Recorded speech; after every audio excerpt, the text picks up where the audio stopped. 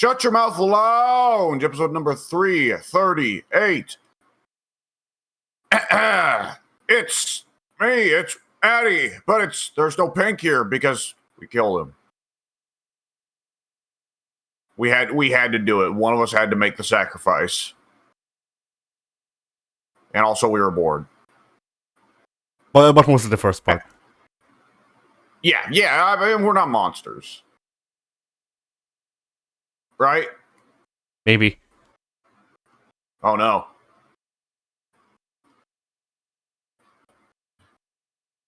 All right, anyways, hey!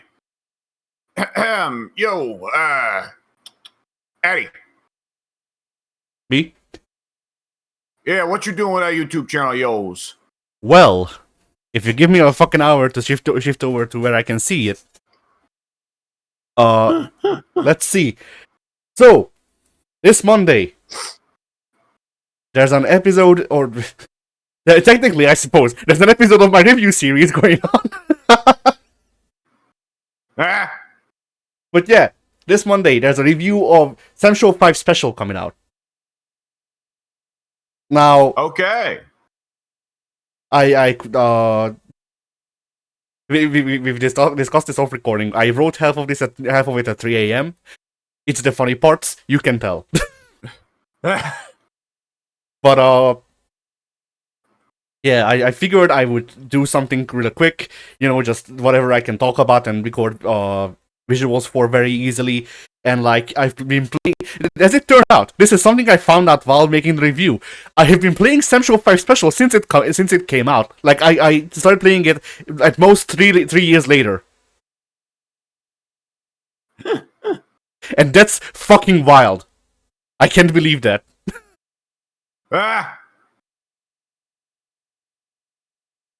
So yeah, that's coming out. I guess I'll also talk about the other reviews that are in the pipeline. So you've just seen the Operation Galuga, Contra Operation Galuga review that's coming out in September. With that one, that I have. With that one, there is one note I want to make, which is there was going to be a bit. There's a part in the review where I say that unlocking Fang is so easy that I don't know how you couldn't do it, and then I was gonna do like a spoof of the old like 2007 tutorials with the notepad and all that, and that bit fell apart in every fucking way that you can imagine. So, first off, as like a layered joke. So sometimes I try to push my boundaries. I don't know why. Like it's nothing should be pushing me towards it, because like I don't really need to get out there, but whatever, fuck it. Sometimes I just have a joke and I'm just like, this is funny. I will put in the minimal effort, and if I can incorporate it, then good. If I can't, then whatever, I'll just cut the joke. Now, stuff like this is things like I did the YouTube poop of that boot review a while back, and in that I made the guy call the boot. The boot is referred to as the bunny boot, so I just made him say it's called the bunny booty. Oh no! And the initial idea was that I would just take every image, like every whatchamacallit, like every scene where he is holding the boot, I was just gonna replace the boot with a picture of Bugs Bunny's ass. Now, I thought this was very funny, but I also did not want to search up Bugs Bunny's ass. Understandably. So for this one, I wanted to since like I was gonna like force the resolution to be fucking ass anyway, like it was gonna be in 144p. I would have made it so it sounds like I recorded it on a potato and all that, like the whole 2007 thing. So I figured it would be funny to make the background something that people like, something that people would be like, only people in the know would be able to tell, and then they wouldn't want to speak up about it. And so I did a very like shallow cursory search, and turns out that out of all of the fucking characters that you can imagine, with the whatchamacallit, with like the infamousness of the furry fandom. Fang does not have porn. He is the one. Ah! Because what I was gonna do is I was gonna crop his face. Like I wanted to find some image where he has a very funny face, and then just crop it to his face so that people there's nothing bad in the image that you can see. But at the same time, if someone recognizes the image, they go, "Oh." But whatever, that doesn't exist. Like as far as it probably exists, but not like I would have had to go deeper, and I'm not going to. It's not worth the joke is not worth it at that point. So that didn't work. Then, while gathering the footage for the review, I go through the steps to unlock Fang, which is literally just play through the game normally, or rather, play through the level, the final level normally. And then there's this one screen. There's this pod that you have to shoot to unlock Fang, and I played through the level, and the pod wasn't there because I've already unlocked Fang. Oh, awesome! I see. So literally, every part of this bit fucking failed me. All of it.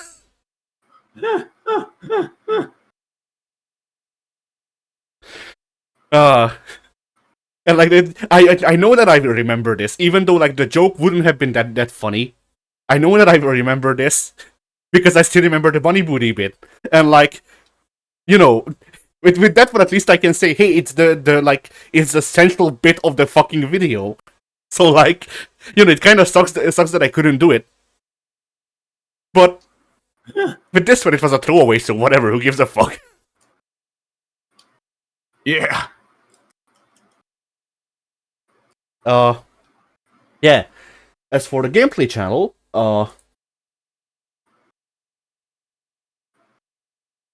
this is a good week. Well, we're getting there at least, but this is in many ways a good week. So, of course, Kingdom Hearts. Where would we be without it? Now, fun fact. As a country. Yeah. Fun fact. My Perfect Apocalypse gameplay videos popping off. Unironically, I might have found my niche. I don't know how. Like, game for a visual novel. That's my niche, I guess. But whatever. So yeah. Like, weirdly enough, I'm getting suggested off of like fucking Tibetan videos or something like that. Like, strictly only Tibetan playthroughs of Perfect Apocalypse exist, aside from me or something. That's what the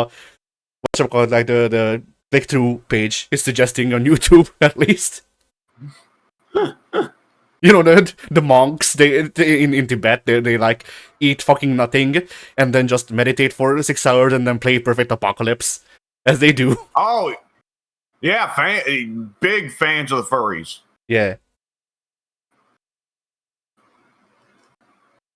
So yeah, Perfect Apocalypse has been popping off.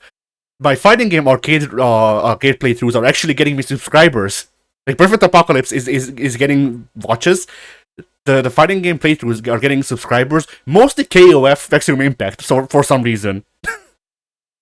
Oh. But yeah. So those are doing things. Kingdom Hearts gets one view every week, and it's me.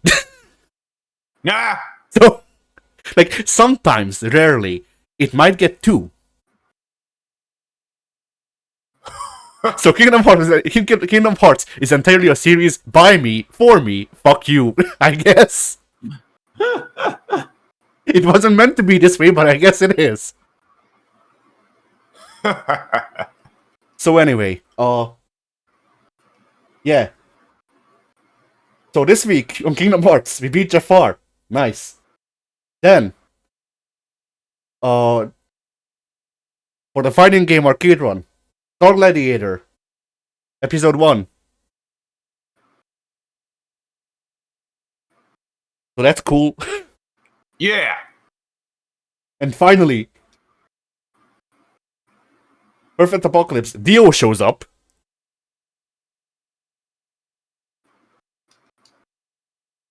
Okay. Yeah, that one I can already tell you. That moment when Dio shows up, I will probably put it in the best of for the year, because like my reaction to what exactly goes down was priceless. Yeah, I would imagine so.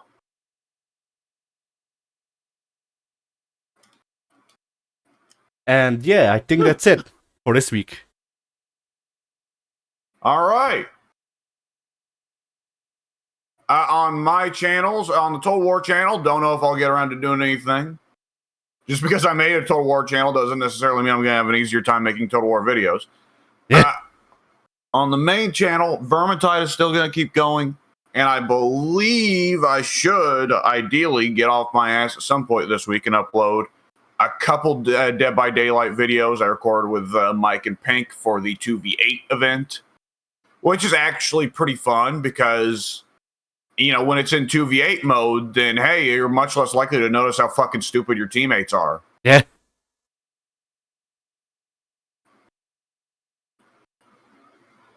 Honestly, So, you know, I don't. How long is go that ahead. going? How long is that event going? Into this week, no, Tuesday. I think it's going until Tuesday. Ah. Yeah.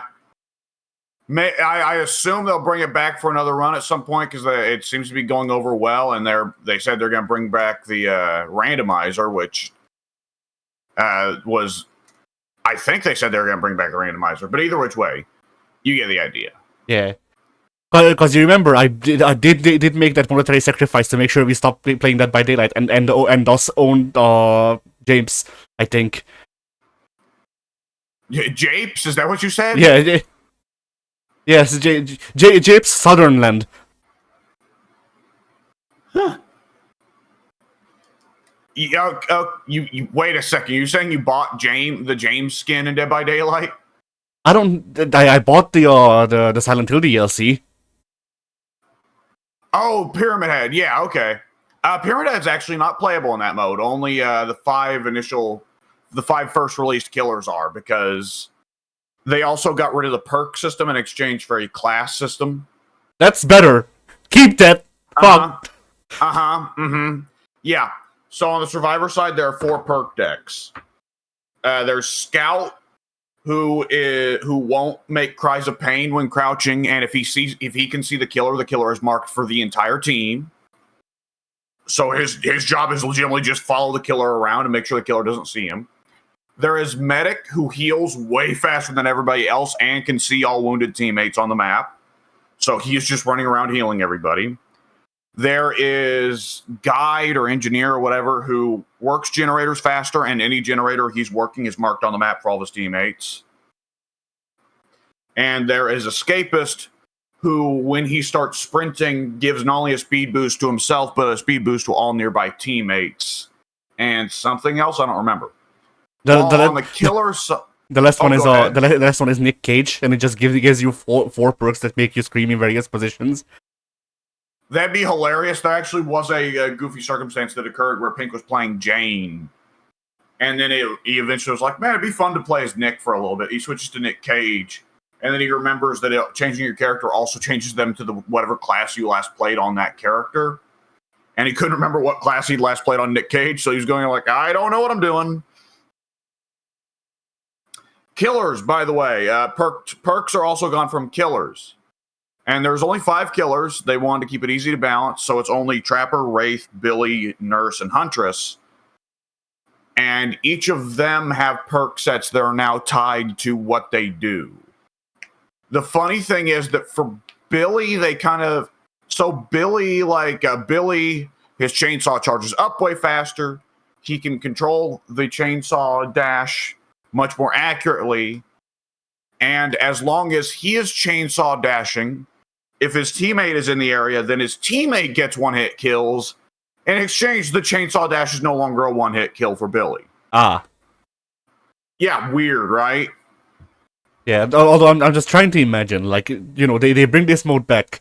They give an update to it. It's just called "Fuck You, Mike," and it enables Ghostface and enables the killer team to pick 2 Ghostfaces. Just like... Okay. That would be hilarious. However, I will note they specifically went out of the way to say you cannot pick two of the same killer. Yeah, I figured that's why I'm saying that they enable it. Yeah.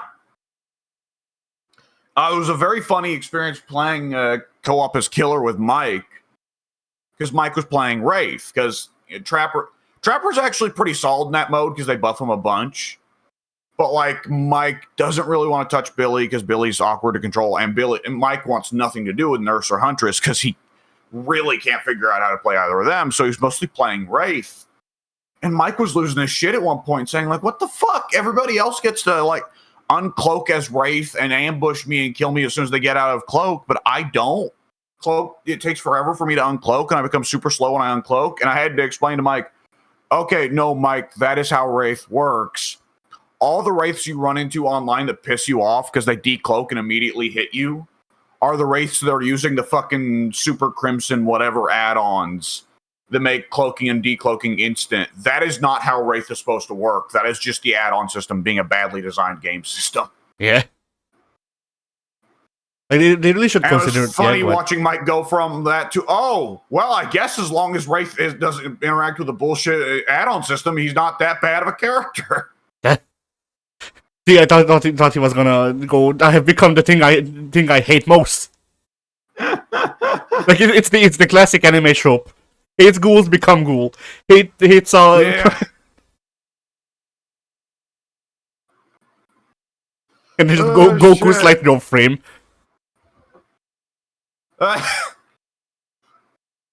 That's Breakers, man. That's different. Yeah. Somehow still supported. But yeah, like the 2v8, I don't like the gameplay loop of that game, but 2v8 might be fun. But if it goes away, then whatever, fuck it. Like honestly, I was more or less in the same position of like I still hate 1v4. Like I was having a great time playing 2v8 with them. I still hate 1v4. Yeah. It's almost like if you 2v8 is such chaos that even if you lose, it's like it's guaranteed the killers can't focus you down in 2v8. They just can't. Yeah. There's too much bullshit going on.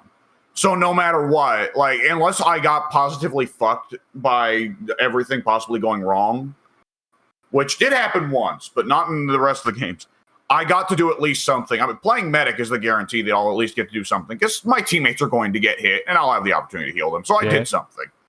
Well, I'm just trying to imagine, like, imagine two like elite nurse players. They enabled that. So you want to know the really funny thing? What? Nurse in 2v8 mode gets nothing but buffs. Ha! Yeah. I guess because they figured, okay, since Nurse is a really hard one to play, anyone hops in and sees their teammate as Nurse, they might just quit on the spot because it's like, well, fuck you, I'm not going to play with a Nurse that's not any good. So Nurse has a fast recharging teleport. Her asthma she passes through asthma much quicker. She gets 3 teleports as long as she's in the vicinity of her teammate. And on top of all of that, also, if her teleport passes through a survivor, it makes them scream. Nice. Honestly, at this point, I expected you to say if the teleport passes to a survivor, they just drop dead. they had to just takes them. Oh, that's another thing. 2v8 mode doesn't have carrying. Ah. Everyone in 2v8 mode has pyramid head cages, and there's no hooks. Nice. You just go up and stamp on them, and they get sent to a cage on the other side of the map. And if a killer spins too close to a survivor who spends too much time, like spends longer than 4 seconds in close proximity to a survivor who's in the cage teleports to the other side of the map. I thought. What? I thought you were gonna say that the cage just stops being, like it just lets go.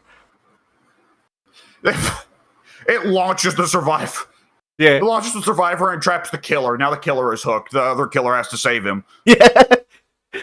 That would be so funny. If they especially if they don't give the killer special on hook animations, it's just reusing the animations from the survivors. Yeah. The fucking trapper goes on the hook. Oh. All the survivors just gang up and start doing the point emote. Yeah. Yeah, fun stuff. By the way, if I'm permitted to interrupt the podcast with a little bit of the what I'm doing on the side stuff. So I am 26 years old and only now finding out that Pain Shishigami is a grappler. Oh. Uh-huh. I thought you knew. No, he's got a command grab and it does really good damage. Is it a real grab though? Yes. Oh. Hang on, let me find out if I can Roman cancel it. Probably.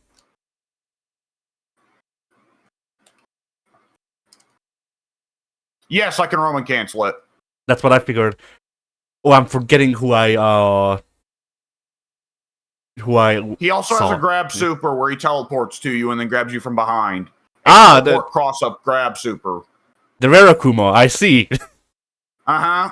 And it's a mix-up because the startup looks very similar to another super where he dashes across the screen and starts a what's the Rio super? The KOF super? Well, I guess Kim's the one really that did it first, wasn't he? Yeah, Hookyaku. Phoenix Lightner.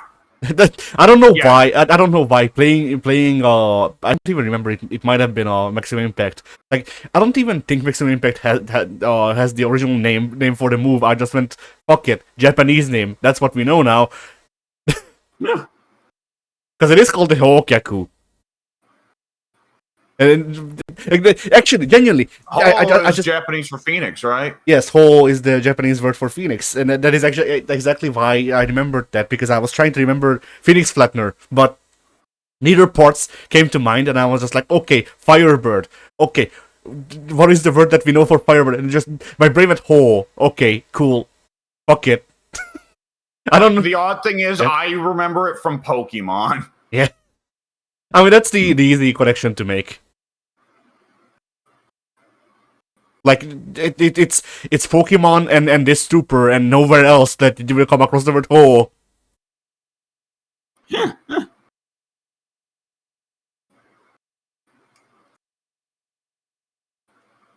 There's also like Tenma Hookyaku or something like that, which is the like super Phoenix Flatner that they never translate, and that is the actual Phoenix Flatner, I think.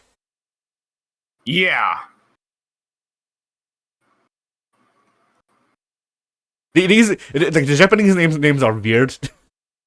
I mean, the English ones too, but the Japanese names can feel weird because we don't speak Japanese. And I'm not sure why those are the ones that I remember a lot of the times.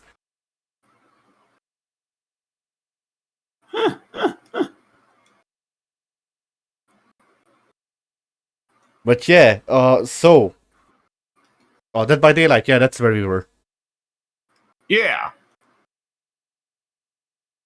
Well, I guess I didn't really have anything else left to say about it. I just, hey, Dead by Daylight video's coming soon. So, as weird as it is. So, we have a topic. Oh, wait, the group channel. Oh, yes, the group channel. Piss, let me go pull that up. Here.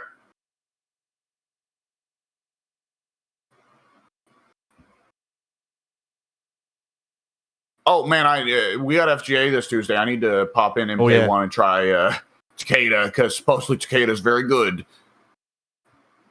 I don't know what you're talking about. They added Spider-Man. Nah. Okay, you know what's stupid for me? What? On my regular channel that I used to watch YouTube mostly nowadays, I keep clicking your videos instead of watch later to go to uploads on accident, when I want to just go to watch later and watch my stuff that I've set to watch later. And just now, I've had the reverse happen, where I went to look at the uploads on the on the Devolution channel, and I clicked I clicked watch later instead. Do we even have anything in there? I could believe that at some point I may have accidentally logged in and put something in the watch later list. Fucking President Evil 3. I'm sorry, did you say President Evil? Yeah. That's that's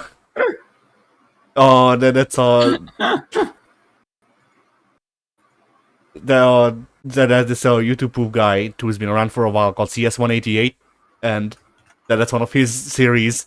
He every time like every election for the debate, he makes a YouTube poop of the debate, and allegedly, like according to people, he got it a bit too close to like real life this year. Ah! Oh no! It actually it was just overall. No, whenever he's done a YouTube poops of Joe Biden, people just went. That's just how he talks, though.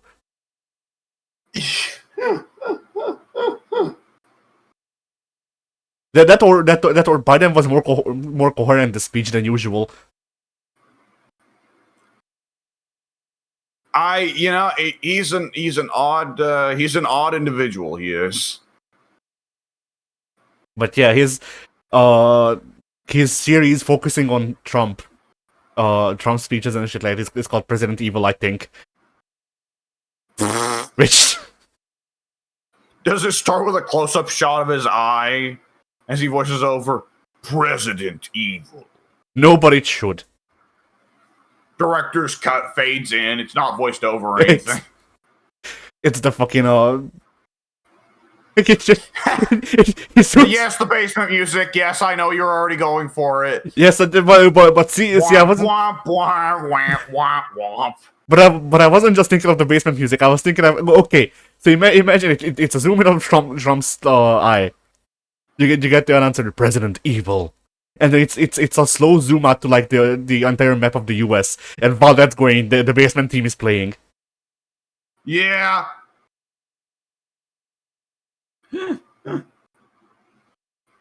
Oh man, I believe that was actually DualShock edition rather than the director's cut. I think so. I forget what the director's cut added. Boy, that was back in Capcom's 8 million edition days. Yeah. I mean, the best part about the basement music is that the composer claims to be like deaf and or blind, and it turned out that was bullshit. Yeah.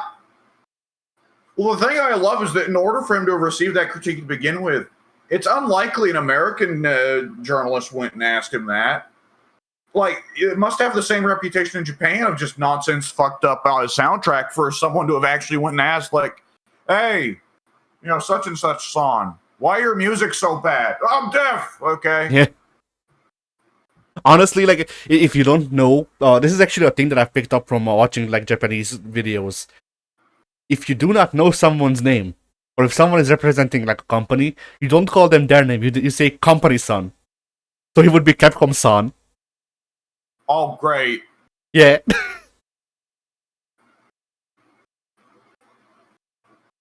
Oh. All right. I do have the uploads up, so let's see. On the group channel, yes. On August 5th, Monday, what the fuck? Hot Dog Storm the first Supersonics? Yes, there's a story to this. So you don't have the game title in here. It's just 2 joke titles. No, that's the name of the game. Wait, what? The name of the game is Hot Dog Storm, the first Supersonics. Is this a meme game? No.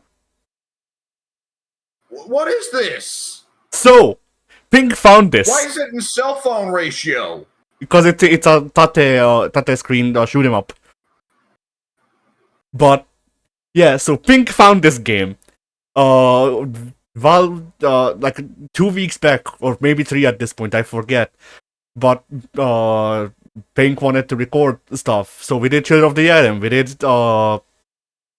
JoJo, which is coming out next week, I think, and we did this. So what happened with this is I went to Pink, I asked Pink, hey, do you want to play something that's not a fighting game, that's on Fightcade? And he said, sure.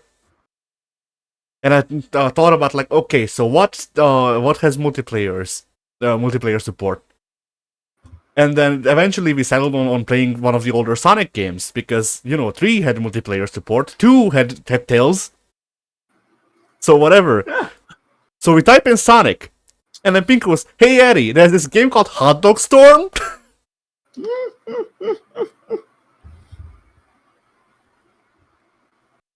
And it was like amidst all of the Sonic Blast Man and like whatever else might use the word Sonic in its title, Hot Dog Storm, and I go, okay, take a look at it. Like I will look this up, see if it has multiplayer support, and then if you want, we can do that. And I looked it up and it did. So that's the story of Hot Dog Storm, the first Supersonics. Okay, then. And then on Tuesday, there's going to be two things. There's going to be FGA, and then there's going to be there's also going to be Capcom versus SNK 2, Part 5, where we kind of forget how to play some of the characters. Yeah. On August 7th, Wednesday, Payday 2, Part 22. On August 8th, Thursday, Last Blade 2, Part 1. Oh, God, the turtle. August 9th, Friday, Street Fighter 6, Part 23. On August 10th, Phasmophobia, Part 28. And that's the week.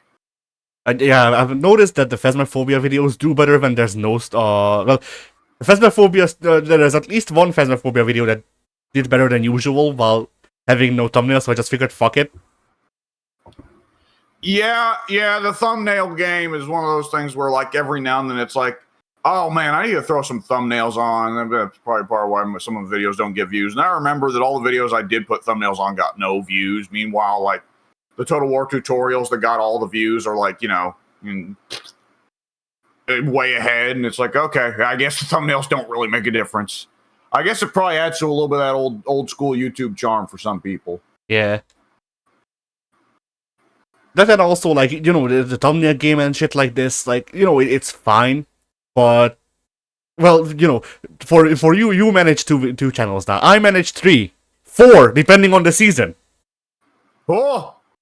Because there's also a work YouTube channel that I manage, like, periodically. Whew. And, yeah, so, you know, I can keep up with the thumbnail stuff for my like the reviews because, you know, I only make only release one review a month, so that's only a thumbnail that I have to make a month for this channel, for the Devolution channel. Whenever we have the footage, I'm at this point I'm trying to make it so we have daily uploads because that seemed to be good. People seem to enjoy that. Yeah. And yeah, daily uploads, like, I can't really do the thumbnails for, because, yeah, like, yeah, even if it's based on, like, schemes, even if I make one base and then just update the base for the numbers and shit, like, I still have to sit around for, I want to say, like, half an hour to an hour, just making 40 thumbnails for 40 videos. And that's assuming that I also already have a base, by the way. Yeah. And it's the same thing with, like, editing, where I enjoy doing this sometimes. Sometimes. But at the same time, trying to keep up with 4 channels worth of doing thumbnails or editing or whatever can get a bit too much. And yeah, oftentimes I find myself going, hey, wouldn't it be nice if I could actually just fucking pay someone to do this? Yeah, mm-hmm. But yeah, I've actually thought about, I do know a guy that we could bring on as like co-editor for the channel, for this channel or for my gameplay channel. I haven't decided yet. I'd probably want to test him out on my gameplay channel first, just to make sure. But, like, you know, at the same time, like, he also has a life, and, like, we can't really pay him because we don't make money. So No. It's one of those things where, like, I might ask him sometime if I feel like it, but I'm also not gonna just barge in like, hey, slave, video. Yeah. It really helps when you call him slave. Yeah. It's for it's for HR relations.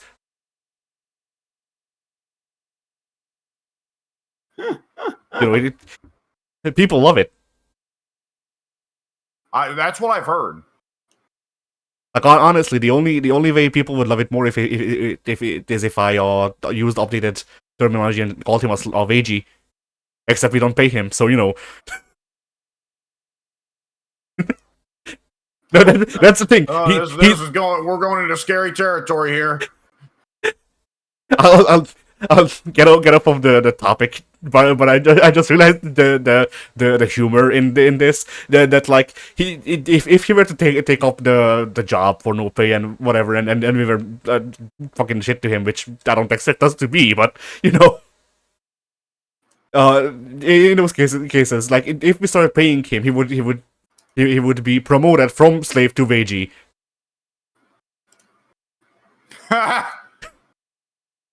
So yeah. Anyway.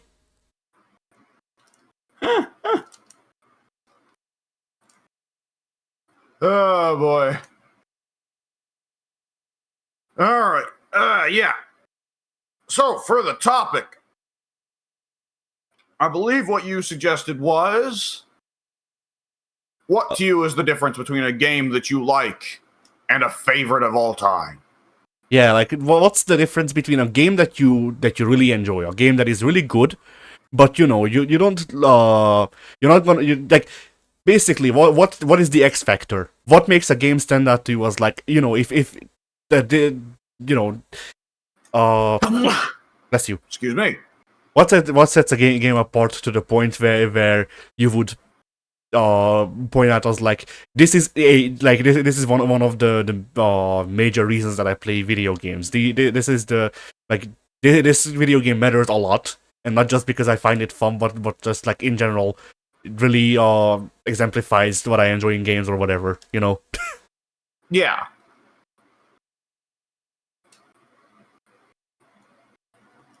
Well, see, I can go ahead with my reasoning if you want. Sure, go ahead. Okay, so to give some background, I am currently doing my 8th playthrough of Ghost of Tsushima. I think probably more on it. Actually, no, never mind. Definitely more. Fuck, whatever. I said 8 because I lost count at 7. Ha! But yeah, I'm doing my who knows, maybe 10th playthrough of Ghost of Tsushima since it came out. 7 of those playthroughs, by the way, were in release week. So that's also the yeah. But yeah, just thinking about it, you know, playing it right now and all that, it made me realize something. And here's the thing, and this might shock you. While I really enjoy Ghost of Tsushima, I really like it. I'm happy that it exists. It isn't one of my all-time favorites. But really, here's a caveat to that. The Ghost of Tsushima to me is a bundle deal. Ghost of Tsushima does not stand alone. When I think of Ghost of Tsushima, I also think of Assassin's Creed Brotherhood. And yes, that does mean that Assassin's Creed Brotherhood, if I had to make a list, which, you know, we have done in the past for fun, like I would put it at like number 3 or number 2. Well, number 3 at this point, but yeah. Like I would put it at number 3. But at the same time, there is a world of difference between the number 1 and number 2, and the numbers 1 and 2 and number 3. In this case, like Ghost of Tsushima is really good. It is well made. It is Assassin's Creed Brotherhood but modernized and, you know, made by a dev team that seems to actually fucking care for the most part. It doesn't hurt. It doesn't hurt that Ghost of Tsushima was made by a development studio and Brotherhood was made by 12. But you know, yeah. So yeah, that's the thing. Like for me, the games that I would say really are like my favorites of all time. The ones that stand out as like things, like, you know, cornerstones are perhaps obviously Contra, and here's the thing. I want to say Kingdom Hearts, but that's also a thing of like, do I like Kingdom Hearts 1 or 2 better? Because they both have their, like, I guess 2. But at the same time, it's like, I don't really separate 1 and 2 in my mind. Those two are the same game for some reason. Like, that's wild. I think of them as very different games. See, to me, like, the transition between 1 and 2 is so natural. Like, even though there's major differences in how they're designed and all that, the transition with the story and all that is fairly, like, very natural to me. And so I just think of them as a package deal, whereas every other Kingdom Hearts is its own thing, usually. Yeah. It's just 1 and 2. Like, maybe it's also because the ending of 2 is also like a hard cutoff point that when I think of it, of like, the story could have ended here. Like, they, I don't mind that they continued it, but at the same time, the story could have ended here, and I would have been satisfied. Yeah. But yeah, like, when I think of Kingdom Hearts 1 or 2, or Contra, I'm just filled with this, I don't know, it feels, what's the best way to put it? Like, the thing that really separates it is that it feels like Contra, the original Contra, or Kingdom Hearts. If they didn't already exist, they couldn't be made today. Not because there's like a deficiency in video games or whatever, but because they are so much products for that time, and they're really good at, like, they're really good in that at that time. In Contra's case, the game is named fucking Contra. Yeah. But I mean, it's also a thing of, like, even disregarding the graphics of Contra and all that. Like, Contra is a game that can only, like, to me, Contra is a game that can only exist on the NES. The way they designed the difficulty, the way the characters and enemies are designed gameplay wise and all that.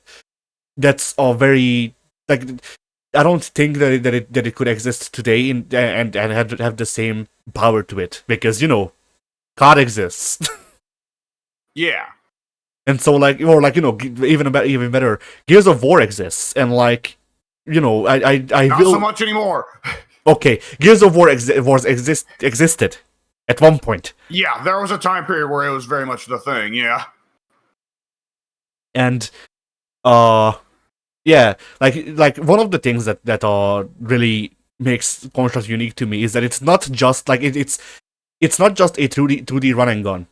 Contra tried to innovate. Contra has a third-person shooter game segments. It's not quite exactly third-person shooter stuff, but it's 1988. Yeah. So, like, what else was doing that shit? Space Harrier? Yeah. And so, like, stuff like that wouldn't be as impressive nowadays, because we have had shooters that figured out how to do third person more intuitively and all that. Yeah. But at the same time, both Kingdom Hearts and Contra strike me as timeless. And anecdotal. I have a niece. I showed both to my niece. She plays nothing but fucking Roblox, and she likes those. Yeah. And that to me matters a lot in the quality of a game, that it's timeless. Like, it's not just that I grew up playing Contra, and that my aesthetic is like my aesthetic, whatchamacallit, the things I like in aesthetics, whatever, that was heavily inspired by Kingdom Hearts and Nomura. Like, it's not just nostalgia for the shit that I grew up with. These games genuinely fucking hold up. And yeah, Assassin's Creed, and by some extension, Ghost of Tsushima. I mean, Ghost of Tsushima might fucking exist without Assassin's Creed, because Sly Cooper exists and existed before Assassin's Creed, But yeah, like, there is one part that I really like playing Infamous, or Infamous and Ghost of Tsushima and all that, is that, like, you can and still see the Sly animations. They just tweak them a bit, but, like, Sly is still in there. Oh yeah. But yeah, like these games don't feel quite as unique because, you know, open world games have existed before and will exist forevermore. Like GTA, you know. Without Assassin's Creed, there is still a GTA. Someone would have eventually figured out, hey, what if we added parkour? And, you know, Ghost of Tsushima, once again, honestly, it's kind of weirder with Ghost of Tsushima and Assassin's Creed Brotherhood how much they have become just the same item to me. Because, you know, to me, Brotherhood was the height of Ubisoft doing Assassin's Creed. And yeah, obviously, with Sucker Punch literally coming out and saying, man, I was really happy when they didn't announce a Japanese Assassin's Creed at this E3, when they announced fucking Ghost of Tsushima. Which is an actual thing that they said, by the way. Oh yeah, I remember. Like, obviously, Assassin's Creed was a big inspiration, even though it was kind of like a back and forth, because whatever. You can see a clear through line to Sly Cooper, to Ezio, to fucking Jin. Somehow. Yeah. But yeah, basically I guess my point is what separates the games that are all-time rates and the games that are really good, but at the same time not quite there, is just, do I think that this game is timeless? And if the things that this game built on, or rather if this game itself didn't exist, if the series that this game is a part of didn't exist, do I think they could make it, and would it have the same splash? Like if there was no legacy, if the game just came out today like the way it came out when it did, do I think it would be? Do I think it would have the same sort of oomph to it? All right, go ahead with your answer, I guess. Oh, well, let's see. Well, when I think of when I put together my all-time faves list, at the very top were, let's see, Silent Hill 2, which I love for story reasons, Red Dead Redemption 1, which I love for story reasons, Bloodborne, which I love for a mixture of gameplay and story, Total War Warhammer, and I'd probably Dead Rising, Devil May Cry 5 or somewhere up there. And that's a pretty mixed smattering, because Silent Hill 2, I think, tells a very unique story that, generally speaking, there have been games that have tried to imitate it, but generally speaking, the games that have imitated it have come out worse for it. Yeah. Like, there are games that have imitated the plot of other successful story-based games and come out, smelling like roses. I've not once seen a Silent Hill 2 imitator come out smelling like Silent Hill 2. Yeah. I think there's a certain degree of earnesty to Silent Hill 2 that, I don't know, is kind of missing in other games. I don't know. It's difficult to say, Yeah. I was just gonna make the joke. I was gonna make the joke that Silent Hill 4 smells like foreskins. It sure does. I think a lot of people miss out on the subtlety of Silent Hill 2 as well. Because Silent Hill 2 relies so much on symbolism to get across parts of the story. A lot of people don't want to fuck with that. Plus, Silent Hill 2, of course, has a degree of goofiness to it as well. And, Red Dead Redemption, I think of they're not very similar stories at all. If I were to try and think of okay, what's the things they've got in common here? Well, they both star male protagonists whose first names start with J. So, we got that going for us.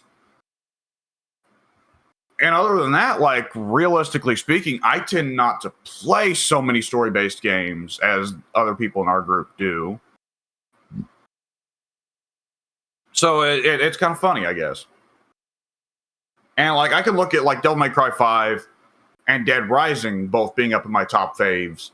And both of those I can very cleanly pick out and say, oh, replayability. There's a lot of replayability. Dead Rising, I love that you can go on. Oh, sorry? I was gonna joke that I can clearly look at this and say Capcom. Yeah, there's a lot of that too. And Red Dead Redemption was a sequel to a Capcom game, so Yeah. Oh boy, but nonetheless.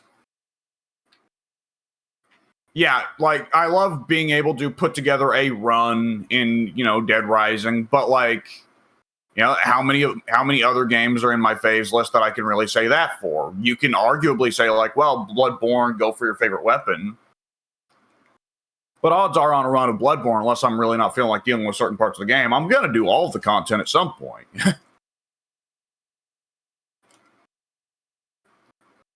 So, it's difficult to pin down. I mean,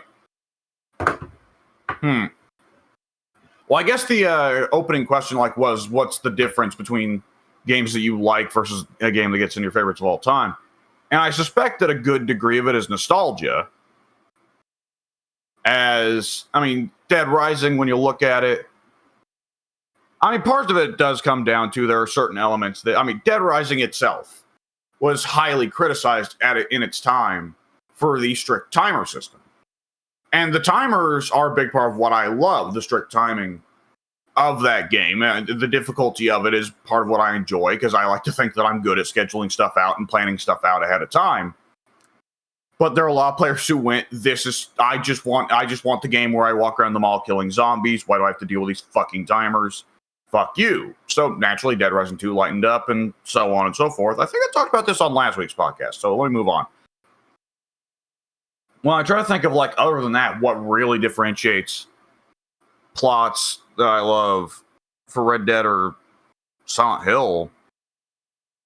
I would guess at least partly that it's character-based. I don't know, I like character-based plots. Because Red Dead revolves a lot around who John is as a character.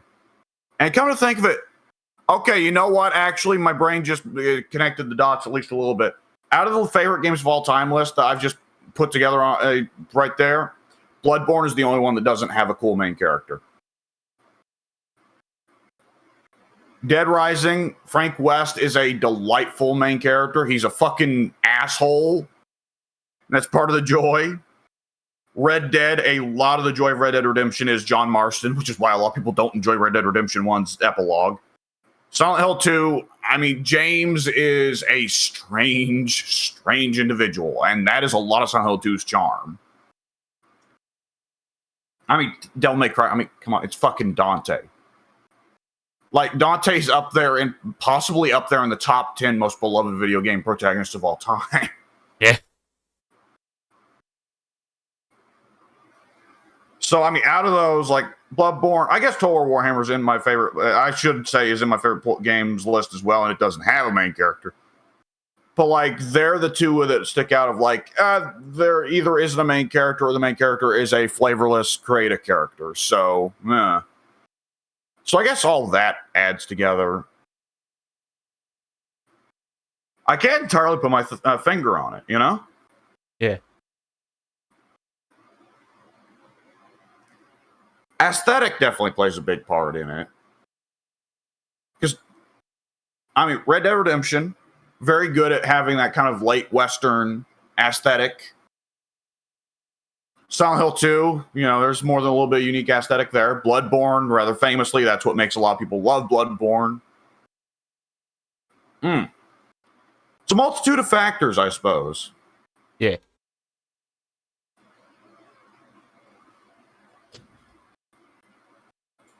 Yeah, I guess I can't really come up with too precise of an answer.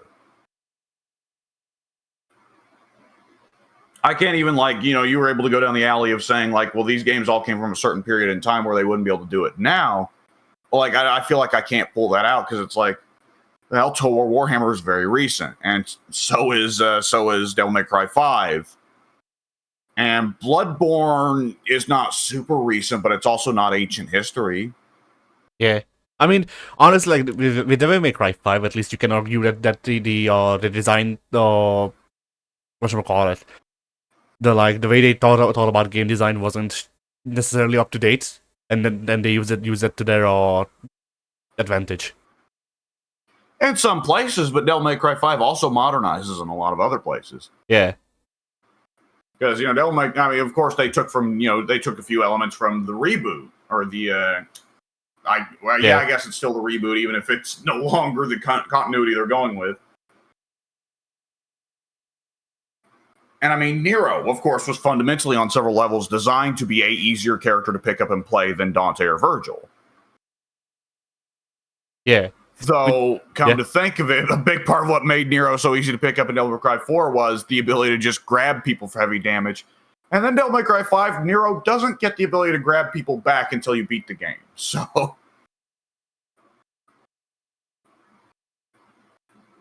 fucking grappler and a beat 'em up, man, it's so fucking good. Anyways.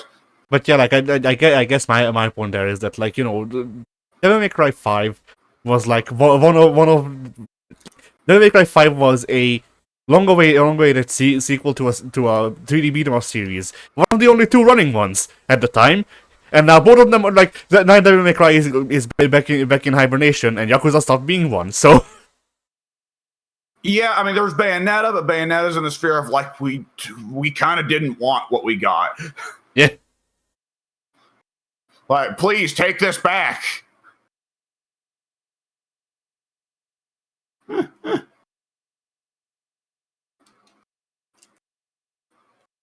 Oh boy, that makes me sad. Yeah.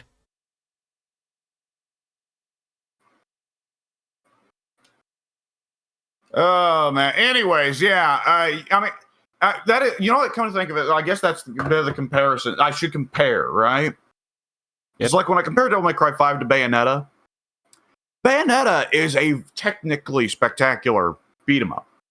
There is a near infinite amount of depth in Bayonetta. But I rank Devil May Cry higher than Bayonetta because Bayonetta has a nonsense plot. I love Bayonetta as a character. As a character, she is delightful. I love her supporting cast. Enzo is a fucking goof. Rodon is the coolest. John is the coolest. But at the end of the day, Bayonetta's plot makes no sense. It's just pure fucking nonsense. Devil May Cry has the same stuff going on that Bayonetta does, with a little bit less depth in gameplay, in exchange for the fact that the main plots of each of the games, while they're very goofy, they're also very earnest and very simple. They have emotional beats they're trying to hit. They have character arcs they're trying to do. And they do them. Bayonetta, you don't know what the fuck's going on half the time. You can figure out that Bayonetta's got a character arc in most of the games, but there's also where it's like, the Baldurian Umbra witches, but the saga, but who knows about the shadow magic? And it's like, I don't care. I don't fucking care about your world building. Stop trying. And Bayonetta 2 in particular, that just becomes a complete nonsense game at a certain point. Yeah, I've only played one, and like I don't remember any of the plot beats. Honestly, from what I remember, I no, that's 2. It's 2 when you fight on the clock tower, right? Nope, Bayonetta 1 is the one where you fight on the falling clock tower. Okay, then yeah, I remember fighting on the falling clock tower, and then I just fought a lot. And then eventually Space Harrier happened, and I went, "Oh no!" Yeah, that's another. I guess that's another thing because Devil May Cry, that was only DMC 1. That I mean, I should move along quickly. If I were to compare, let's say, if I were to compare Dead Rising to its follow-ups, because really Dead Rising is almost its own mini genre. There's not really other games that are like Dead Rising. Like the only comparable thing that I can think of is State of Decay. Yeah, the State of Decay. There's not the intense timers. There's not the just do whatever you want with the environment. But there are similarities in other regards. Yeah. Yeah, and if memory serves, State of Decay tried to do the timers. They just also didn't want to be as strict with them with like Dead Rising was. Dead Rising. Wow. The dead is Rising. Yes. So Dead Rising 2, it's like, well, we've got still relatively strict timers in Dead Rising 2, credit where credit's due. But that game is all about the combo weapons. So gather your weapons for putting together the combo weapons. I'd really rather not. And also, Dead Rising 2's plot it's missing a lot of the charm. Chuck isn't as fun of a protagonist as Frank is. Chuck's acceptable. I like Chuck well enough. But to me, Chuck is his best when he's Frank's sidekick. And the psychopath boss fights are just japes and kind of offensive, and several of the survivor stories are just japes and kind of offensive. It always noticeable to me. They went from Dead Rising 1 has, and this is an odd thing to pick up on, but I picked up on it. Dead Rising 1, all of the black survivors you can save in the game have generally pretty serious stories. And the fact that they're black doesn't really factor into it. And Dead Rising 2, like, all the black survivors you run into are like fucking like They play they all have a boombox and it's blasting that I'm Black Kill song. Or like the very first survivor you save in Dead Rising 2, as soon as you step out of the safe room, is a mammy stereotype whose husband is like whipped and a skinny little black man that is like, yes, honey. And it just keeps going with the stereotypes. And the main villain of Dead Rising 2 is a tremendous black stereotype. And I find it really odd because it's like, okay, well, Dead Rising is from the Japanese, it's from Capcom. Japan doesn't always have the most subtlety handling racial stereotypes. And it's like, no, but wait, Dead Rising 1 was made by Capcom directly. Dead Rising 2 was made by Blue Castle, who are Canadian. So what happened here? Trudeau! Spider-Man, what happened? I don't remember his full name, but Justin Trudeau, there we go. He attacks. Yeah.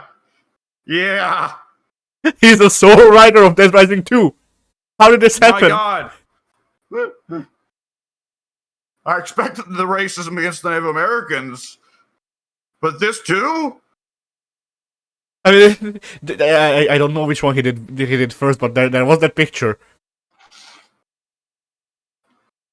And then there's Dead Rising 3, which is just straight up japes, and there's no timers. You can do whatever you want whenever you want. And Dead Rising 3 is ultimately... Like, honestly, I was expecting you to sum the game up as this because that's how I sum it up in my mind. But it's Dead Rising 3. It has no timers and has no game. yeah, it is just zombies getting turned into a lawnmower. Like, Dead Rising 3, like, I kind of appreciate Dead Rising 3 on some level for fully being what people wanted out of Dead Rising 1 and 2. I don't want to deal with main story missions. I just want to kill zombies in funny ways. Yeah, like... yep, that's Dead Rising 3. Like, I remember watching a playthrough of it when it came out. I think it might have been Nova that was playing it. But I watched the video and I just went, okay. So I've seen Dead Rising 1 and 2. But I definitely seen 1. I don't remember if I watched a lot of gameplay of 2.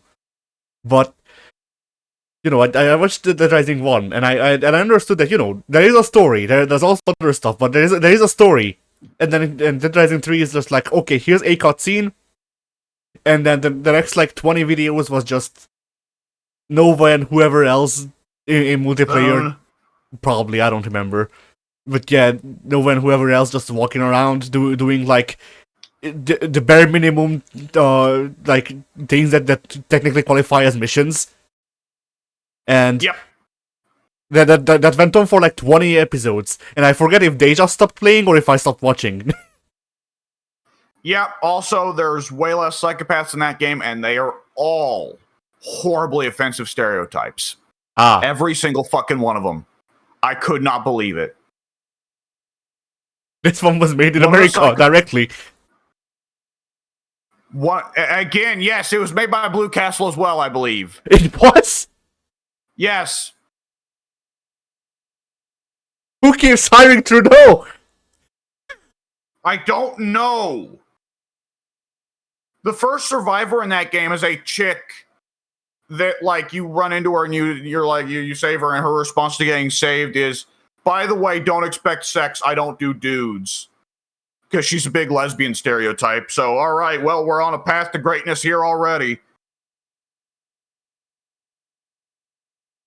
I mean, like, so Dead Rising 1 exists in a specific sphere of, like, there are a lot of people that love Dead Rising 1, but when people get vocal about Dead Rising, they tend to say Dead Rising 1 should be more like Dead Rising 2.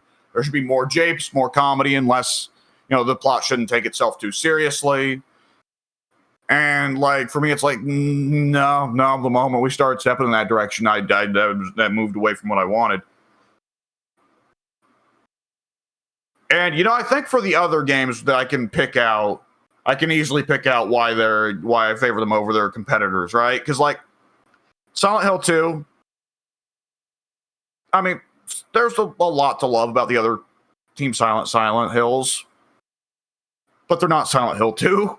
Yeah, like honestly, one of the weirdest fucking takes I've seen online is that Silent Hill 2 is the worst one because all of the other Silent Hills are spent trying to be Silent Hill 2, and like while I understand the logic, no, being good does not make a game bad. Shocking. Yeah, that's what kind of gets into the thing of like, is a game responsible for how it influenced other games, right? Yeah. In which case, we can like go back to the very first. Like, we can go back to Pong and say, man, if it wasn't for Pong, we wouldn't have Bubsy 3D. So Pong's the fucking worst, man. Yeah, Pong sucks because it gave us fucking. I don't know. I actually had a joke answer picked out here, but I'm drawing a blank suddenly. If it wasn't for Pong, we wouldn't have Custer's Revenge. Yeah, the second joke answer that I came up with to that I came up with since I forgot the first one was Meat and Fuck Adventures or whatever the fuck it was. Oh man! Because I've seen a I've seen a lot of memes about that, but I don't know what the fuck that is. Newgrounds porn. Ah, that explains it. Yep. The what was it? I mean, Silent Hill. Further, if you're compare Silent Hill to Resident Evil, I love Resident Evil. Resident Evil is a game about being military man or policeman, and then the goo monster, and you kick the goo monster and it explodes. Yeah. I love it, but it's not high art. And if I were to hit Red Dead last, I suppose, because that's the last one that's actually interesting. Red Dead. I mean, Red Dead Revolver. Fun, arcadey, western game, but it's also the sort of game where a dude gets his arm blown off, and you run into him a decade later, and he's replaced his arm with a cannon. Regular prospector things. And oh no, dude, this is a Confederate general. Ah, because apparently that's just what they do in the South, you know. Yeah, they love the racism and the hand cannons. Yeah, there's another boss fight against a Mexican general who was turned on the Mexican government and taken his army north to trouble America. And his special move that he can just do anytime he wants is his gun shoots a light flare that will cause cannonballs to rain down on you. Nice. Another boss is a character named Pig Josh. He is a morbidly obese man who nonetheless runs at the speed of lightning. He has a headband on his bald head, and under his headband on either side, he has a dynamite stick tied into the headband, making it look like devil horns. He runs around with metal plates taped to his forearms. He is otherwise completely topless, and he runs around with sticks of dynamite in his hands, and he runs after you at lightning speed, and when he gets close to you, he claps the dynamite sticks together and explodes, which does a ton of damage to you and does no damage to him.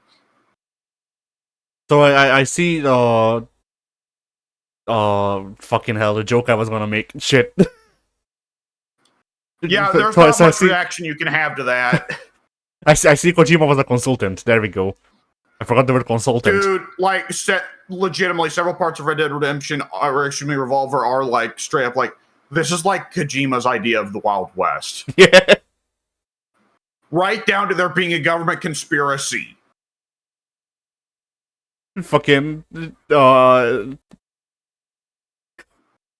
Freeland, man.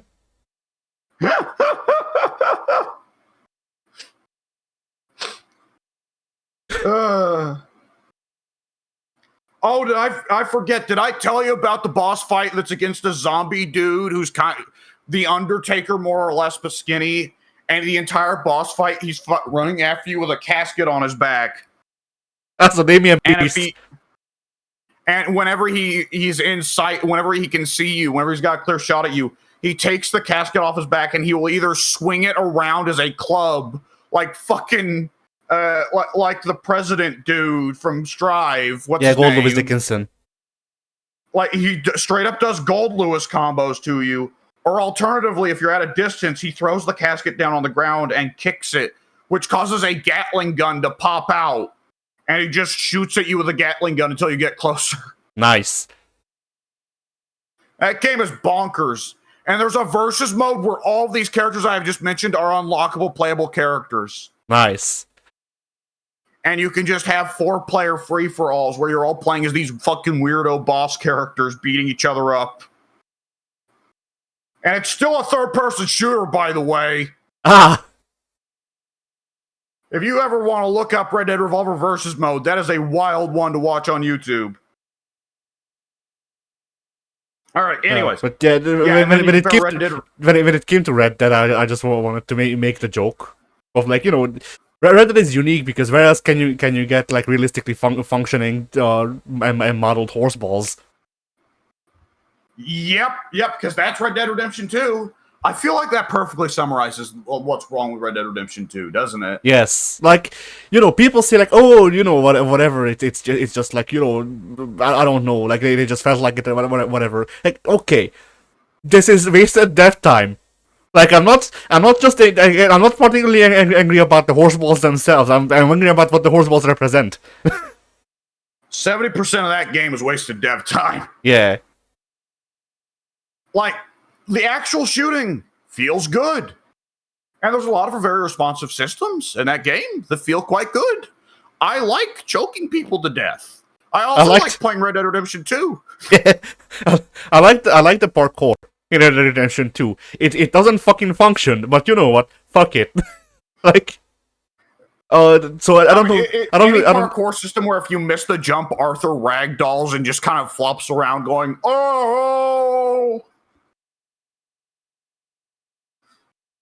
But yeah, like I liked that stuff, and just, you know, like I liked the aesthetic of Red Dead 2. Like, it was very okay. I know you hate a very gorgeous game. Yeah, like not just that. Like, you know, games can be like, this is the term that I've been trying to avoid, but whatever, I can't come up with a synonym because I know you hate this word. But like, Red Dead 2 is very immersive. Red Dead 2 allows you to not give a shit about the main story because it sucks fucking dick, and you know, just walk around being a cowboy and doing whatever, really, honestly.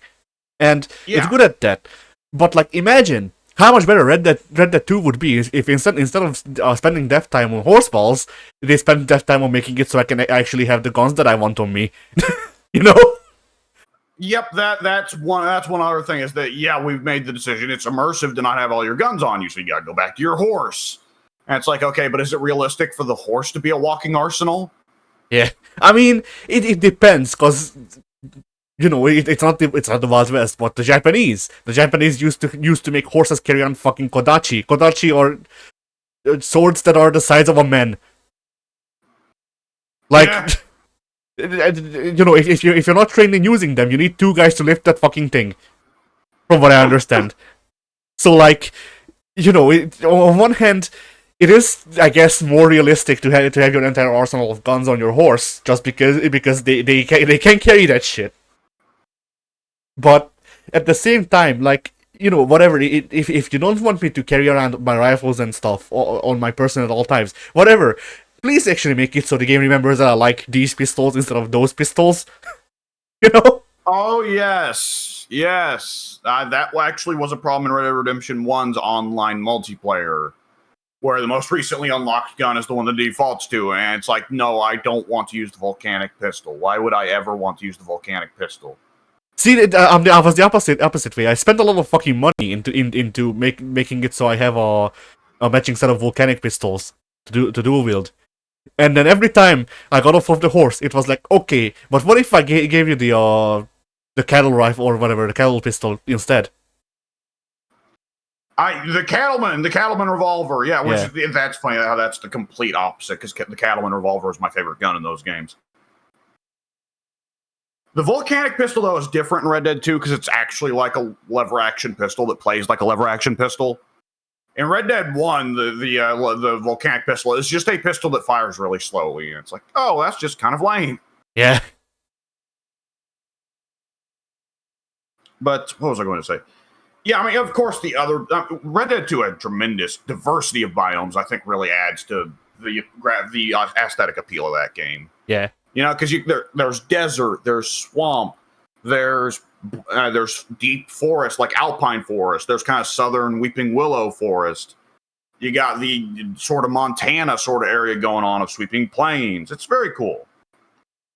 But yeah, I mean, when you get down to the difference between Red Dead Redemption 1 and Red Dead Redemption 2 is that Red Dead Redemption 1 doesn't really have any stretches of the story where I'm going, you are all fucking morons. Yeah, like Red Dead 1 doesn't have any stretch in the game where I'm going, wow, Xbox heat. I hate 30% of the cast, and they're all like they're all the people that are allowed screen time. Yeah. Like Red Dead Redemption 1 has parts where John is very obviously having to work with someone who is going to betray him. And John knows it, and John is more or less like, fuck, I guess I just have to put up with this to get what I want. Red Dead 2 is like, 99% of that game is working with someone who's going to obviously betray you. And Arthur and Dutch are just like, Micah, I trust him. Or Arthur just going like, I don't know about this Micah guy, Dutch, at the beginning of the game, and 80 hours later, I don't know about this Micah guy, Dutch. Yeah. The only difference is that, like, at the start of the game, Dutch says, trust me. And then at the end of the game, Dutch says, mangoes. And that's it. Yeah. I could put up with Dutch better than Micah because Dutch devolves into a meme. But it still feels like they got that character entirely wrong. I mean, yeah, they definitely got him entirely wrong, but also, like, to me, the thing is that, like, Micah is so bad that he's actively dragging Dutch down. Dutch would be a bad character on his lonesome. Dutch spending 90% of his screen time defending Micah makes me hate him that much more. Yeah, there's a lot that's wrong in that game. Yeah. Oh, Jesus Christ. So there you go. Red Dead Redemption 1 is, well, it's got less weird bullshit going on, that much is for certain. But it's largely plot reasons, honestly, and the fact that it's not like, hey, let's waste time doing this extra animation bullshit. Yeah. And before we go, I want to note, just last week, I was having where I couldn't do any SPDs on this Switch controller, right? Yeah. I don't know what's happened. Just before we started talking about my favorite games, I was trying to do SPDs with Tager and BlazBlue, and I was completely futzing them up. I wasn't getting them at all. And I've just now, like, it's like the fucking, I don't know what, something, a synapse is connected, and like, that perfect SPDs every time. Nice. I mean, that just happens. I don't know, I had a similar experience with Shoryu's. And now I've forgotten. Ah, nice. Just like that. Easy come, easy go. But yeah, I had a similar experience with Shoryu's where I thought I was fucking up the Shoryu input for some reason. I forget what. So I went into in CVS2. I went into the training mode because that has a frame delay like anime games do, and not delay, display. But whatever, fuck it. So yeah, and as it turns out, I don't know when or why. So, like, I believe we do Shoryu's the same way. You do double quarter circle forward and then punch. Because that's just how you learn when you're small. Yeah. So, yeah. I don't know when I learned how to do this, but apparently, I've started pressing punch in the right frame, so it's actually a Shoryu input, and then I just press forward out of being used to it. But it's not actually part of the motion anymore. Which is weird. No.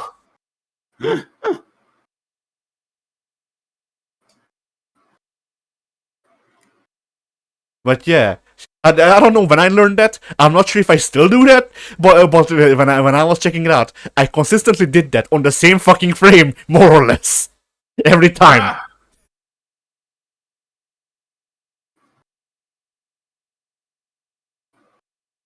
I guess I cleaned my inputs up. Maybe. Yeah. It's one of those things that it's crazy how it sets in with time. Because when you're first learning fighting games and you look up the guides and the guides are like, clean up your inputs, clean up your inputs. Don't go crazy on the inputs. You think you need to go crazy on the inputs, you don't. You're just confusing the game. And every time you read that, it's like, oh yeah, fucking easy for you to say, jackass. And then like 3 years later, like you get super clean inputs and you're like, oh, this is easy. See, like, I didn't do this because I didn't, like, the people that I learned the motions from didn't know the motion script either. I didn't look up guides and shit. Like, that is that weird ass generational thing between us where, like, technically you got the newer gen experience with fighting games, even though we're roughly the same age. So, like, yeah. Well, as a matter of fact, I'm older. Yes. And like somehow I got a closer experience to what it used to be like in the arcades. Despite that. Yeah, the closest thing I have to that is playing Soul Calibur 2 and 3 as a kid, and not. Oh, well, there he is, son of a bitch. Okay, Pink, I have to ask: have you watched Deadpool and Wolverine? I just got back from the theater. I literally just got back from the theater. Excellent. Okay, well, there are two spots in that movie that I didn't want to spoil for Addie because they seem like Addie moments, and yet Addie already knew about them. So, yeah, precognition. Precognition. I have summoned Wesley Snipes through my mind.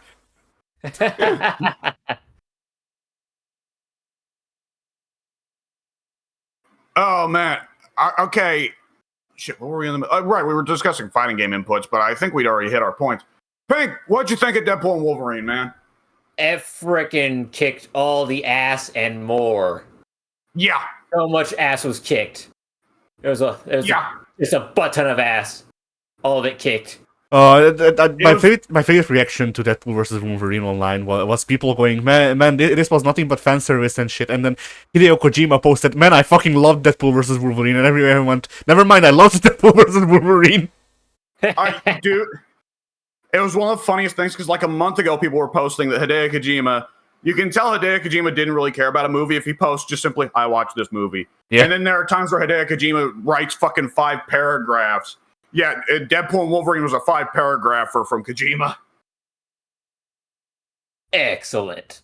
I mean, it featured all of his favorite superheroes, Red Black Man, and also fucking Huge Ect Man. Claw Man. Huge Ect Man. Yeah. No, not Huge Ect Man. Huge Ect Man. He's a good actor, so he's Huge Ect Man.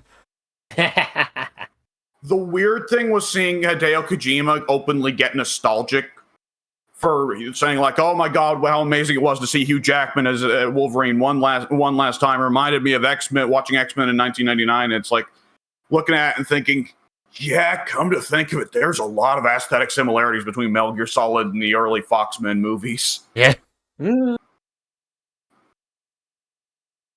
Like there was something going on there where I think Kojima already had a love for tight skin suits, but something went on there that made Kojima go, "Ooh, yes." And it was Mystique. Yes. There, I have no doubt that Mystique in the X-Men movies, it played some degree of inspiration for certain female characters in Kojima's mind. Quiet. Yeah. So, Pink, would you agree with me that the general summary of Deadpool and Wolverine is the Fox Marvel franchise did not deserve this good of a finale? Yeah. I mean, their actual, like, what was the final, like, legitimate Fox X-Men film? Was it Dark Phoenix? Dark Phoenix. Yeah. Yeah. I still haven't seen that one. I'm never going to. But no, absolutely not. Before that was Apocalypse, and that was a movie. I skipped out on that one. Lucky me. People got paid to do that movie, and I noticed there are a few Foxman characters they just recast because they couldn't be fucking bothered. I noticed, hey, Psylocke's here. That's not Olivia Munn. It did make me a little bit sad of, oh, hey, it's the Russian. Oh, but it's not Kevin Nash. I mean, I know that non-wrestling fans don't care that the Kevin Nash played the Russian, but for me, that was cool. I mean, Kevin Nash was too busy talking to Magic Mike. Yeah.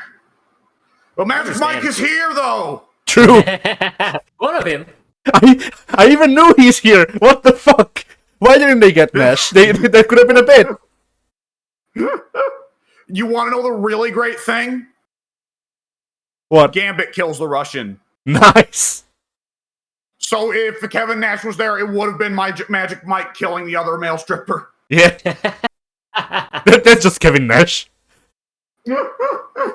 I'm not like I'm only half joking. At some point, like in the first movie, and I've seen 2 or 3 parts of that movie franchise, by the way, just by happenstance. And yeah, so in the first movie, Kevin Nash had a sort of a character, but the character was 90% Kevin Nash and then 10% the other guy's name.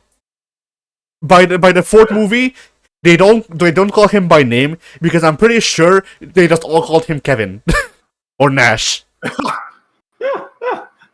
Like he just like literally in the fourth movie, all of his contribution to the movie is he went on a Zoom call and in his home and just said you should work that woman, like legitimately used that terminology more or less in the movie from what I recall.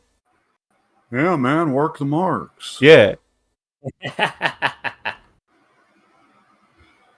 Oh man, okay.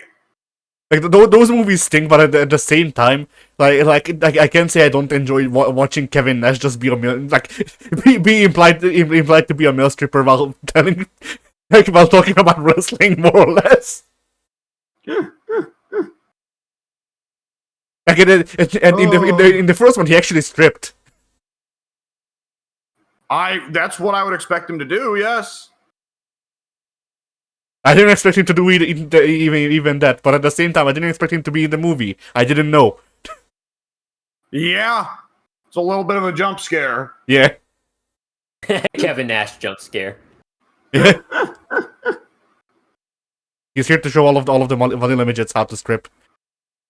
Yeah.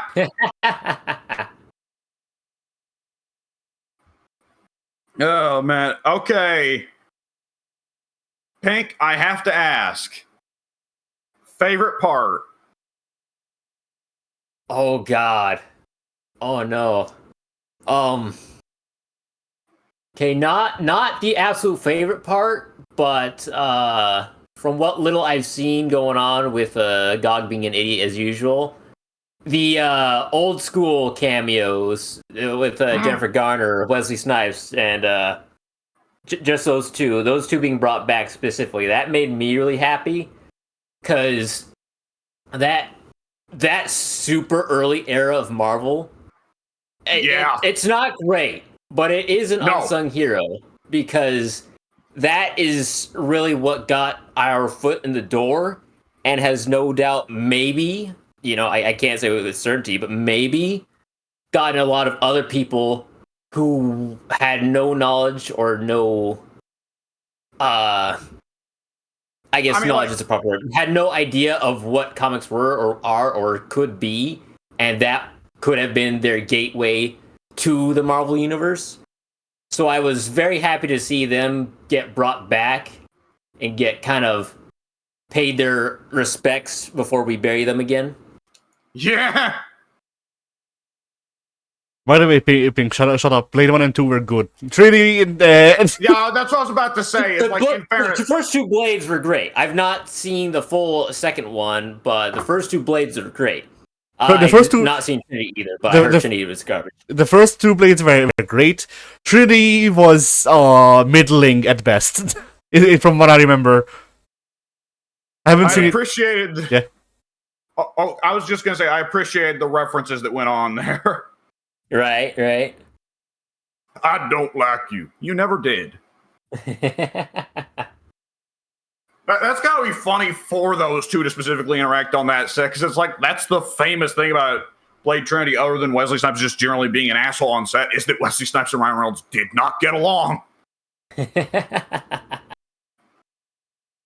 Well, one of the clips that actually had multiple, not multiple, we'll say double meaning, was when Wesley Snipes was like, "There's only one Blade. There's only ever gonna be one Blade." And then Deadpool looks at the camera knowingly. And at the time of shooting, they were well aware that there was going to be another Blade. But at the time of the release, there has still not been another Blade, and that is in development hell. So yes, it's got both meanings. It was perfect. I joked about it, like that we brought that line up earlier as well, and I joked about them replacing Marshall Ali with Wesley Snipes because obviously he's the problem. Deep fake him in. But like I also just like here's the thing though. With executive meddling and shit, I can actually see them replacing Marshall Ali with Wesley Snipes, with somehow saying that Marshall Ali is the problem. But like, how do you draw that conclusion? What if I don't know. We've got Robert Downey Jr. coming back to play Doom. What if we got Wesley Snipes come back and play Dracula? Yes. No. Oh, never mind. Imagine if Wesley Snipes was Deacon Frost. So he was Blade's dad. Yeah. That wouldn't be funny. I mean, that's the goofy thing about Blade, is that, like, oh yeah, Blade's got a white dad, and it's like, okay, but Blade's been played by Wesley Snipes and Marshall Ali so far, neither of whom are half white. Like, it's one of those... Oh, man. I feel bad for Ben Affleck, because that movie kind of disrespects him.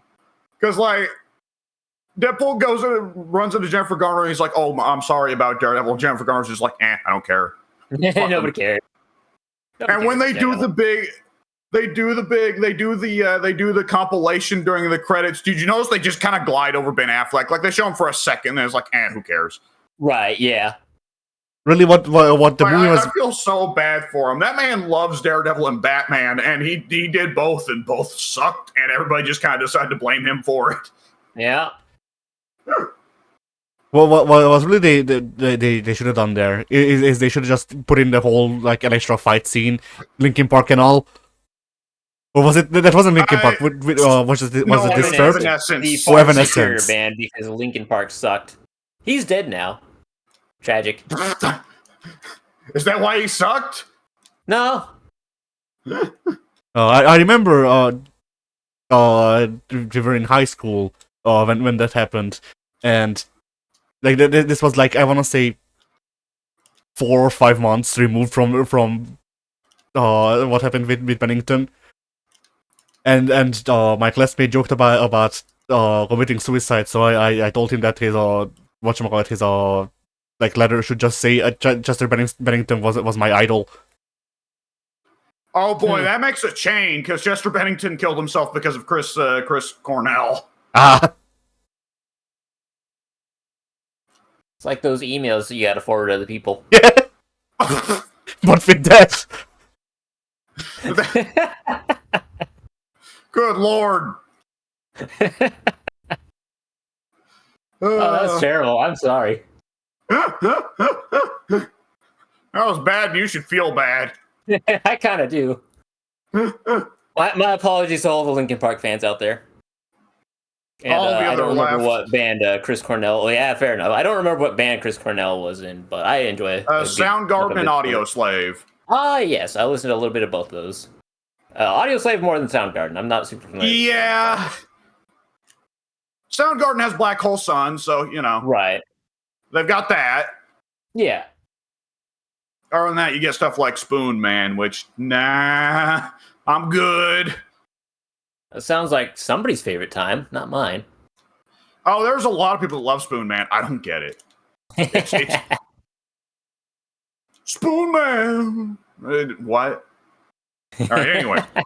The extremely inefficient killer or whatever the fuck. The college humor or something or other bit.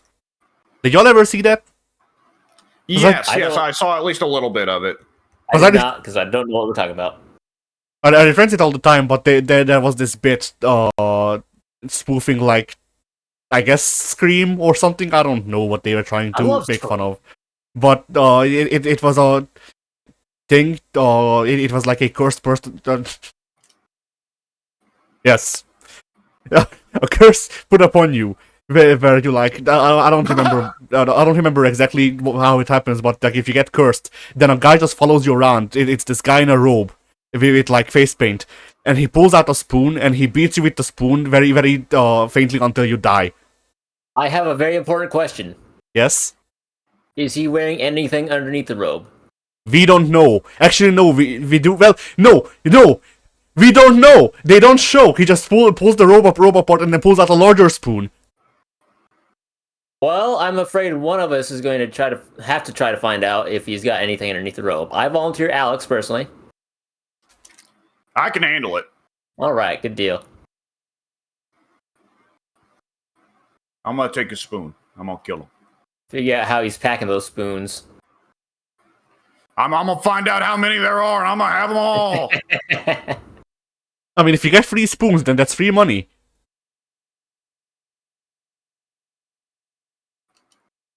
You can just sell spoons go for on the black market. At least a cent. And I mean, like, if you have infinite spoons from the spoon killer, then you infinite can money. Yeah. Well, not necessarily, but you have infinite supply, so you can just flood the market, collapse the economy. We're not taking inflation into account here. We're not accounting for all the spoons we'll be introducing into the economy. This is actually a bad plan. It's a terrible deal. I mean, look, Pink. So, some people are into inflation. We can't really account for that. I guess I'm not seeing it from all the angles. You don't want to see inflation from all the angles. Yeah. Oh no.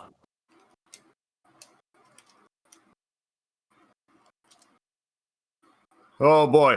Who doggy? All right, anyway. So yeah, Pink, the topic for this week was what separates a game that you really enjoy with a game that you would consider your greatest of all time.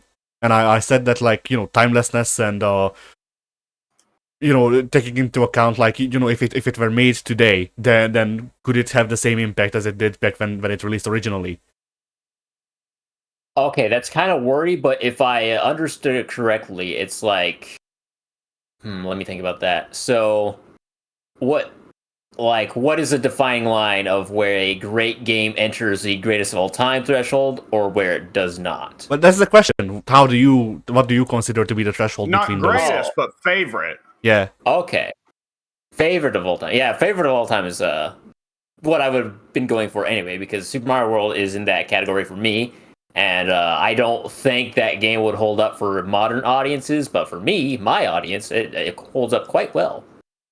Is it not commonly considered the best Mario? I think it is for good reason, but for players nowadays that are just, getting into video gaming and starting off with Fortnite, I don't think they'd like it very much. Yeah, well, Fortnite, there's no cosmetic customizations. How can I play if I can't turn Mario into Batman? Oh, that's fair. That's fair. I mean, you can turn Mario into Batman, but wait, never mind. That's 3. That 3 has the raccoon suit. But whatever, Mario still gets a cape. Okay. This is true. Wait, is the frog suit world? No, that is also Super Mario Bros. 3. Wow. I think. Super Mario Bros. 3 was also the weirdo stomping boot, which you can only get in like a weirdly specific way on one level. Yeah, the Kuribo boot, I think. Or whatever. Which has got to be one of the strangest decisions Nintendo's ever made. Yeah. Yeah, see, growing up, I always heard that Super Mario 3 was like the greatest 2D era platformer Mario there was ever. But now that I've gotten older and more people from my generation are getting, published in magazines and whatnot, now the trend has gone from Super Mario 3 to Super Mario World, which is good. That's how it should be. See, I think you're both wrong, because it's Adventure Island 2 on the NES. You could possibly be right about that. I would not know, because I did not play it. Adventure Island 2 was and Super Mario. I'm a fanboy, so you're wrong just to begin with. Before you even said a word, because my opinion is correct, and it can't possibly be yours. Yes, Ted. My mind about that. Yeah, that kind of. but yeah, what was I gonna say? Like, the Adventure Island was Super Mario World on the NES, more or less, and like I don't know how many years before World. Right. I know you've told me about Adventure Island at least once or twice in the past, and we even went and did research into that. Yeah. Like Adventure Island 2 is my favorite 2D platformer on like the NES, SNES era of consoles, but specifically the NES version because the SNES looks like sin. It is sin the way it looks. The Makes you feel SNES bad. version? What, Pink? The SNES version? Or... Yes, the SNES version looks bad. The NES version looks better. Like That's it's peculiar, because it should be the reverse. yeah. I mean the difference it comes down to is that the NES version looks like an NES game, and the SNES version has a bad art style. That I can buy that, yeah. And then they kept that art style for every game going forward, and I hate it. Oh no. Yeah. Oh no. I can't understand that though, because graphically speaking, the games that are made and are done with the intention of looking like the engine that they're built upon, rather than trying to overdo something with technology that isn't yet there or underperform, yeah, that can get pretty muddy. Looking at you, Nintendo 64. Yeah. Oh, I saw a take online that said that the SNES was underwhelming and did bad numbers, and the Nintendo 64 was revolutionary and everyone loved it, and it sold all of the copies. And it's definitely not just that like fucking for the past 15 years everyone has been sucking off Banjo-Kazooie's dick. Definitely not. Right, yeah. I don't even think that's a historically accurate statement though, because didn't the SNES like save Nintendo from bankruptcy? I don't know, but the SNES definitely. I don't think Nintendo was actually on the verge of bankruptcy, but I want to say Super Nintendo was their first big success after a Satanic Panic tried to shut them down. I don't know about the like context like that, but I do know that the SNES definitely sold better than the N64, because the N64 didn't have Final Fantasy VII. Like, specifically that.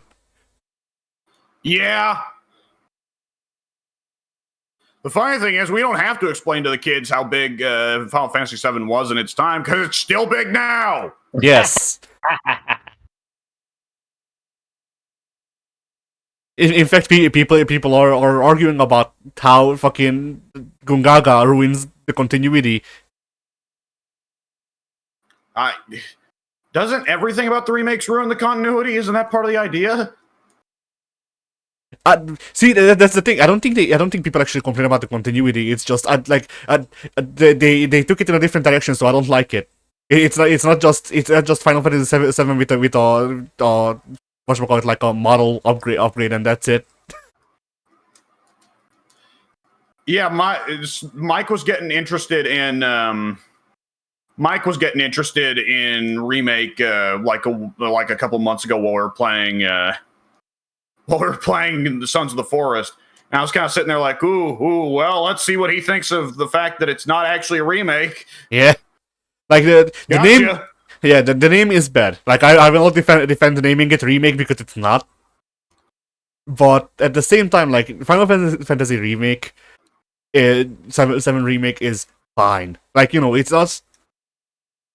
I don't think it's better, but it's a thing of like, you know, none of the fucking products since 7 that are related to 7 have been 7. All of the products related to 7 were okay, but what if you continue with 7? And that's what remake is. Yeah, 7 is the one that makes Square regret that Final Fantasy is an anthology franchise. Yes. And so, you know, as like a continuation of 7 in a way, I'm fine with it. Having played 7 like a year or two before the remake released for the first time. Like, maybe it is because I don't have 20 years of nostalgia for 7, but like, you know, fuck it. Like, Yeah. Somehow, I don't think that's an acceptable answer for some people. yeah. Fuck it. I mean, a part of it is also just like, you know, I've grown, whatchamacallit, like I'm not fazed by shit like this anymore because I'm just used to all of the things that I like being mangled in a similar way. And at least Final Fantasy VII is a good product. Like it is for what it is trying to be. It works, you know. Yeah. And like the things I like didn't even get the courtesy sometimes with that. So like, you know, it could be worse. I guess is my point. Yeah. You could have to download the Gotcha phone Final Fantasy VII port then to understand the story. You could have to do that. Don't give him any ideas, Chief.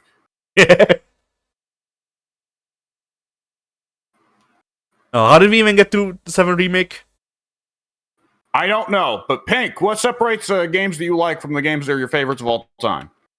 Well, the thing that separates them, hard to put into words because I'm trying to think of what all are my favorite games of all time and what came close but doesn't quite cut it.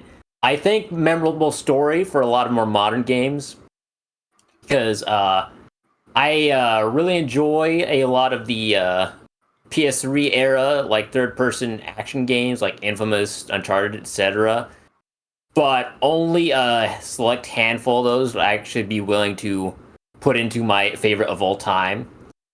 Like the first Uncharted, I didn't get too far in it, but I thought the story was good. Still have yet to play the second Uncharted, which is I hear the favorite. Yeah, among you need to everybody. play 2. You need to play 2. 2 is the best. Right, right. I've beaten all of those. Right. I just need to steal my copy back from my brother because he's got it right now, and maybe one day I'll play that. But I did play through and finish 3, and I really enjoyed 3. So I would definitely say Uncharted 3 probably goes into one of my favorite games of all time for certain. And then another very very large aspect when it comes to no story at all is how engaging is the gameplay. Because on the other hand, you know, I play a crap ton of Civilization 6. You know how many hours I have on Civ 6 on Steam? At least 2. At least 2, maybe even 3. And then if you combine that with the hours I've got on the Nintendo Switch, which I might even play a bit more, I don't know. If you combine those two, I've got at least 4 hours, which is insane. Oh my god. That is so much of my time wasted on a stupid game like Civilization. And yeah, so where's the fine dividing line though? I think there are some prerequisites that simply change too much when you go from genre to genre. But overall, I would say the 3 core qualities that I need in a game are number 1, good gameplay that feels nice to use and doesn't feel like I'm fighting the controller to actually play the game.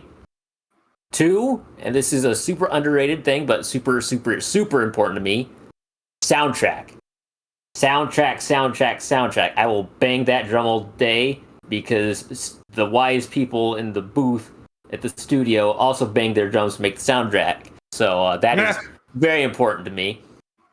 And what would the third one be? The third one is kind of that's kind of the gray area where third option is engaging story or enough content to justify the lack of story.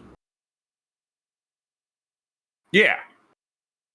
Yeah, I think that's it. I think those are my 3 points. You know, 2 points and then 1/3 point that kind of goes in either direction. Yeah. Yeah. I don't know. Yeah, I think that sums it up pretty nicely. All right. Yeah. Wrap it up. All right, bye. Oh. Later, fuckers.